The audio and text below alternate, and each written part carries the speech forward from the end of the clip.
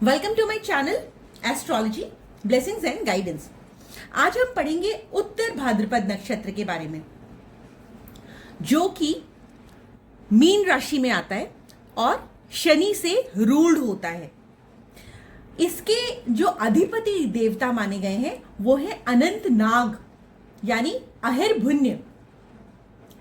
Story है कि जब देवताओं और दानवों ने मिल करके समुद्र मंथन किया था, तब समुद्र से लगातार विष निकलने लग गया।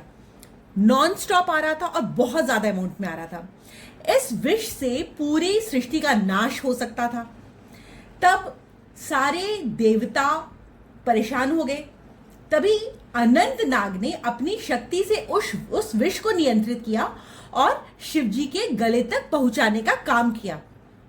इसी कारण से शिव जी नीलकंठ कहलाते हैं। अनंत नाग ने सृष्टि को विनाश से बचाया और स्टेबिलिटी प्रोवाइड की। ये स्टोरी ये बताती है कि उत्तर भाद्रपद नक्षत्र के जो जातक होते हैं वो लोग बहुत धैर्यवान होते हैं, गहरी सोच वाले होते हैं और संकट में भी जब भी कभी कोई प्रॉब्लमेटिक सिचुएशन आती है तो उसमें भी हमेशा स्टेबल रहते हैं। जैसे अनंत नाग ने विष को सहन कर लिया, वैसे ही ये लोग मुश्किल से मुश्किल परिस्थिति में रह करके, उसको सह करके समाज या परिवार में रक्षक की भूमिका निभाते हैं। एक और स्टोरी है ऋषि अगस्त्य और समुद्र का पान की।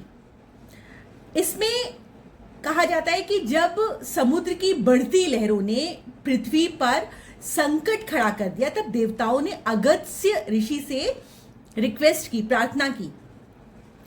तब अगस्त्य ऋषि ने अपनी तपस्या की शक्ति से पूरा समुद्र पी लिया और पूरे संसार को संतुलन प्रोवाइड किया जाता। ये उनकी लीला को दर्शाता है कि स्टेबिलिटी और त्याग से बढ़कर के कोई बल नहीं। ये कथा स्टोरी ये डिनोट करती है कि जो भी लोग उत्तर भाद्रपद नक्षत्र में जन्म लेते हैं वो लोग सैक्रिफाइस की मिसाल होते हैं। वो लोग बहुत गंभीर होते हैं। वो लोग समाज को स्टेबिलिटी प्रोवाइड करने के लिए अपना बलिदान देने से कभी पीछे नहीं हटते। ये जो नक्षत्र है वो स्थिरता और गहराई को डिनोट करता है। धैर्य, त्याग, स्थिर मन, दूसरों की रक्षा करना, मार्गदर्शन प्रोवाइड करना, स्टेबिलिटी प्रोवाइड करना, ये सब शो करता है। एक और स्टोरी में अनंत नागदेव जो है, अनंत शेष जो कि शेषनाग भी हुए, उत्तर भाद्रपद का संबंध अनंत शेष से भी है। कथा है कि जब सृष्टि का निर्माण हुआ तो भगवान विष्णु स्वयं शेषनाग के अनंत फणों पर सो गए, शयन करने लगे। ये स्टोरी ये दिखाती है कि समस्त सृष्टि की नींव ही अनंत नाग पर टिकी हुई है। शेषनाग ने अपनी अचलता से, मतलब स्टेबल रह करके, सहनशीलता से पूरे ब्रह्मांड को थाम रखा है और उसी पर ये सृष्टि चल रही है। दूसरों का भार उठाने वाला, आधार बनने वाला, सहारा देने वाला नक्षत्र है उत्तर भाद्रपद नक्षत्र। ये लोग परिवार और समाज में हमेशा स्टेबिलिटी लाते हैं। जैसे शेषनाग विष्णु के शयन का आधार बने, उसी प्रकार से ये लोग भी ऐसे ही रहते हैं। एक बार जब भगवान शिव ने नागों को अपने गलों में स्थान दिया, तब अहिर्भुन्य जो कि उत्तर भाद्रपद के देवता हैं, उन्होंने शिव को अपनी शक्ति सौंप दी, दे दी, अर्पित कर दी। नागों की उपस्थिति से शिव को अचल और योगी का रूप मिला।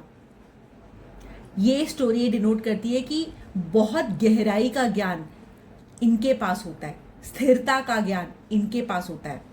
कुछ और स्टोरी में इसको यमराज से भी लिंक करके दिखाया गया है। कहा जाता है कि यमराज न्याय करते हैं और न्याय करते समय किसी के साथ पक्षपात नहीं करते, चाहे वो देवता हो चाहे वो असुर हो, सभी को समान दृष्टि से देखते हैं। तो ये जो नक्षत्र है इसमें वो जातक को बहुत गंभीर बनाता है, बहुत न्यायप्रिय बनाता है, आध्यात्मिक प्रवृत्ति वाला बनाता है। ये जो नक्षत्र है वो मीन राशि में आता है। शनि इसका रूलिंग प्लैनेट है, तभी शनि को मजिस्ट्रेट कहा जाता है। ये नक्षत्र 4 चरणों से होकर के गुजरता है, सिंह, कन्या, तुला और वृश्चिक।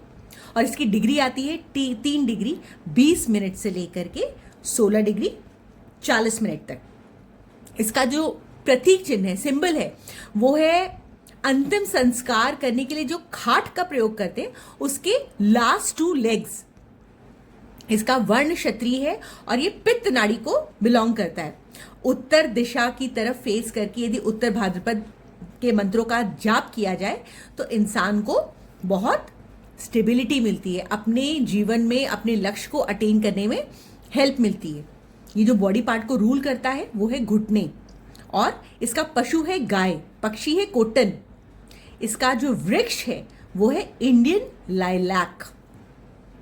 उत्तर भाद्रपद नक्षत्र वाले लोग यदि अपने आप को डिवोट कर दें, रिसर्चर्स बन जाएं, चैरिटी करने लग जाएं, चैरिटेबल ट्रस्ट से अपने आप को एसोसिएट कर लें, किसी तांत्रिक गतिविधि में भी यदि ये लोग इन्वॉल्व होंगे तो बहुत अच्छा परफॉर्म करेंगे।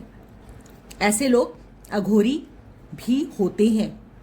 क्रिमेशन ग्राउंड में आप ऐसे नक्षत्र वाले लोगों को यूजुअली पाएंगे। ये लोग बहुत ही क्रिएटिव लोग होते हैं और सामाजिक सुधार में अपने जीवन को समर्पित कर देते हैं। इनका गहरा रिश्ता होता है आध्यात्म के साथ। ये नक्षत्र हमें सिखाता है कि जीवन में असली ताकत बाहर की चमक धमक में नहीं है, बल्कि धैर्य बनाए रखने में, स्थिरता को बनाए रखने में है और गहराई से किसी विषय को समझने में है। इस नक्षत्र से जुड़े लोग अक्सर अपने आसपास के लोगों के लिए सहारा बनते हैं, आधार बनते हैं, संतुलन बनते हैं। तो इस प्रकार से उत्तर भाद्रपद की ऊर्जा ऐसे काम करती है।